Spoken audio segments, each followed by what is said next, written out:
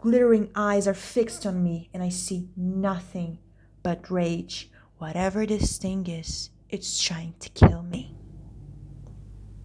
A pig. It's a pig. It's not me saying, it's literally written there. A pig, it's a pig.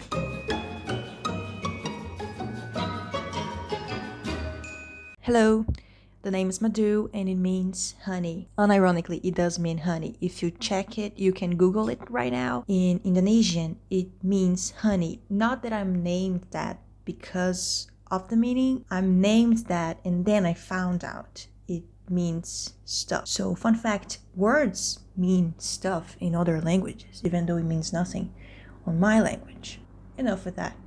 What is dark academia?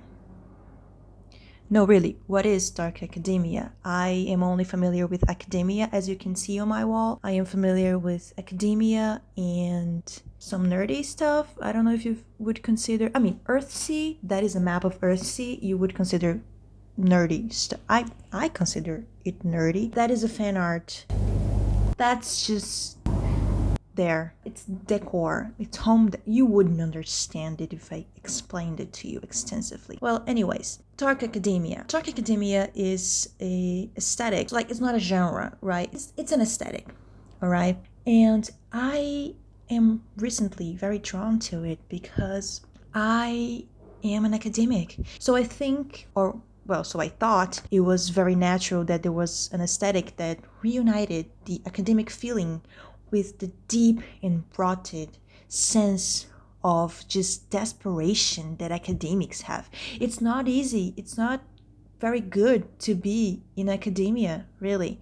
So I went to look for some books. I searched some Goodreads lists for books which are dark academia. Goodreads is very bad. Awful. It really is bad. It's not as good as literally any other thing. Like, could you imagine a worse app? I pulled up a list on Goodreads with a few dark academia books. Not to say I have never read anything dark academia. I have read Piranesi, which is adjacent, and I have read Babel. That book fucking destroyed me, man. That book changed my life. I pulled up this list and I chose a title for me to read next, which was Unhallowed Halls by Lily Wilkinson. This is my Kindle.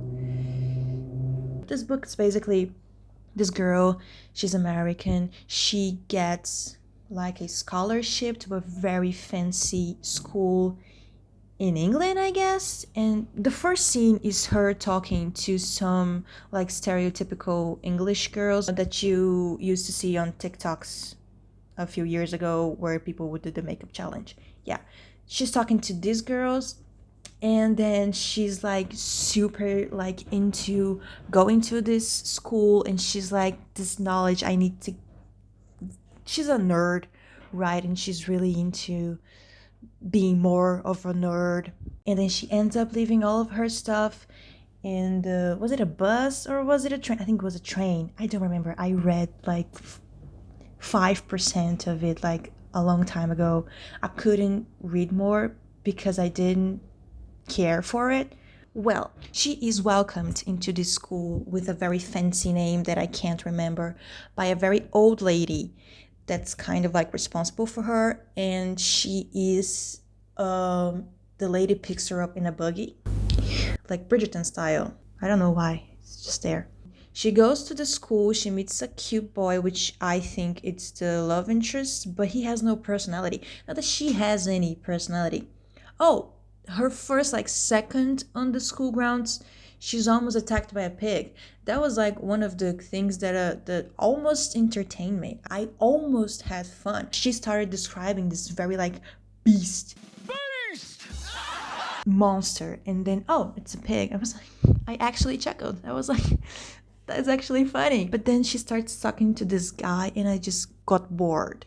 So this is like the 5% that I read. And she just keeps thinking, like she never stops thinking. Awful. That's a problem. I think we should all think less. My interpretation of this 5% was that this book is 90% aesthetics and 10% any other thing. It's very conceptual, but it doesn't go very far beyond that. 'Cause, I mean, it's fair. When you idealize a book that you're going to write, it's normal that you idealize the aesthetics of it too, right? Even if it's a written form, a written artwork, you still have that visual component, you just gotta translate that to words. However, when you do that, you have to keep in mind that it has to mean something. I get it, the aesthetics of this school means it's a very high-end school, it's for rich kids. The boogie though, I don't know. I'm not gonna judge. All right, it is a concept, and after all, I read only 5% of it. I cannot judge, even though I will.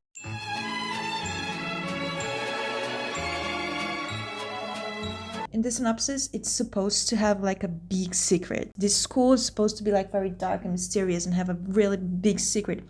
Because all of the synopsis of dark academia books somehow revolve around like this big secret that they're going to find out. Sometimes the big secret is murder.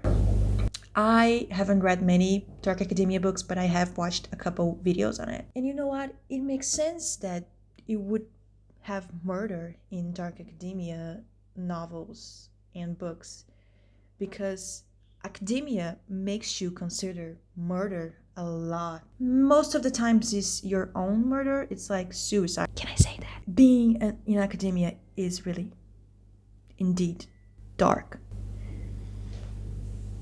Please help me. Do I look suspicious? Okay, I highlighted a part when I read. It's narrated in first person. Oh yeah, another thing. This character is supposed to be a very like huge nerd, but everything she says, she's not giving nerd, because she's like, I have researched every little thing about this school that I'm going to. I know everything. I am a huge history nerd, and I know. And then she proceeds to like say stuff that she googled. Like, if you're such a huge nerd, go do some like nerdy cool things, like, I don't know, research more than just like a Wikipedia page. Go deeper in your research, because the information that you're giving me right now in universe, it's equivalent to reading the AI summary when you do a Google search. I get it that like I'm the reader and I am very dumb about this universe because I don't know it, because you made up the universe. I get it, you have to enlighten me about it. You have to explain stuff to me.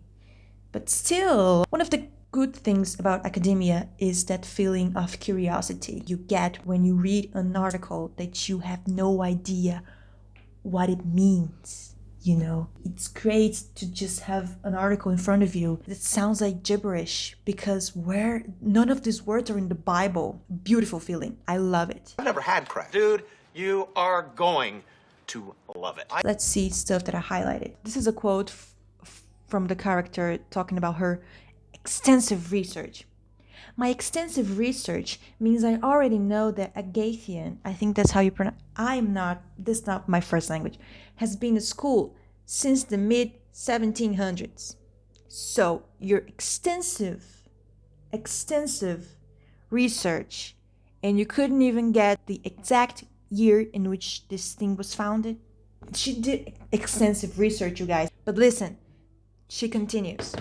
The hill where the school sits has been inhabited since before the Romans invaded Britain, according to archaeological records. I know that there is a small farm that raises pigs, ducks, and chickens, as well as growing many fruits and vegetables. But you couldn't get the year. This is the description of the buggy. Before me is a lamp, burning golden, affixed to, impossibly, a horse and a buggy, the kind you might find in a Regency novel. That's why I said that this is mostly just aesthetics, because she referenced specifically a Regency novel buggy.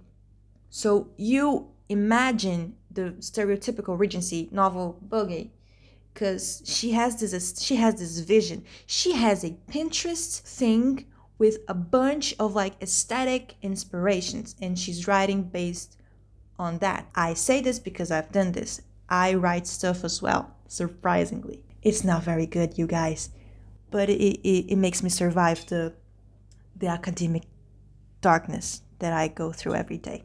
And then she meets Magister Hewitt. Magister. I don't know English. I don't know how I learned English. One day I just woke up and I could speak tongues. The tongue in question was English. Oh yeah, and she goes to the school and she's not supposed to take any baggage, any luggage. She's supposed to not carry anything with her, which I think was interesting. However, I could not care about it because she does not care about her stuff, right? In the train, she was trying to get her bags out of the train. She was struggling with that. She was in a time crunch because she needed to get out of the train, otherwise she would miss her stop. So she just left her stuff in the train and was like, I don't need any of that. I will have everything I need in Agathian, which is knowledge. So like when the woman, Magistra Hewitt, I think that's how you pronounce it, when the woman tells her you have to leave your stuff behind because she still had a little backpack with her, I don't care about her stuff because she doesn't either. She tells us she only has like skincare stuff. I don't know, I may be making this up because it's been a long time since I read this last. More stuff that I highlighted. This is first person, right? And she says, I feel my cheeks get hot because she's in front of the guy, right? And I imagine what it must be like to have someone like Cyrus as a friend. He seems kind, open, he's probably funny, but I'm not here to make friends. She has this like internal dialogue, which is like she sees the guy that's supposed to be her love interest and she's just like, oh my gosh, he's so hot. I want him carnally. However, I am not here to make friends. I am here for the nerdy stuff. I am here to learn. I am here to be like better at being a fucking nerd. She has the depth of a puddle. Oh yeah. She sees him and she starts describing the guy. Do I have a note on this? No. She narrates. He oozes charm in a way that makes me want to crawl under something dark and damp and stay there forever. Something dark and damp? Crawl under that? He oozes charm? Oozes? Yeah, the pig thing was very interesting because she says like, as a creature comes charging across the foyer and sweeps me off my feet.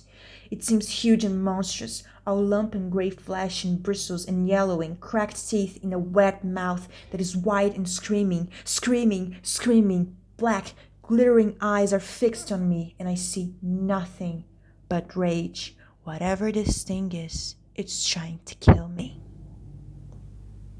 A pig. It's a pig. It's not me saying, it's literally written there. A pig, it's a pig. It's a pig. A little bit about the author. The author of this book is named Lily Wilkinson. She is an Australian author. Okay, I was under the impression that she was American because the girl is American, so I thought maybe she is American. But no, she's Australian. I literally pulled up her Wikipedia page. I talk shit about a girl that didn't do her research like deep enough. I just have a Wikipedia. Well, it's better than the AI thingy that you get when you Google stuff now. The author of this book has referred to her high school self as a bit of a nerd. I love nerds. Heavily involved in drama. Oh, like the theater. She completed a PhD in writing in 2015. Okay, so she has met the dark side of academia. I am so sorry for you. I am barely going through my master's right now. It's awful. Awful. That is a souvenir from my bachelor's. This is a work for a course. I remember closing my eyes at night to sleep and seeing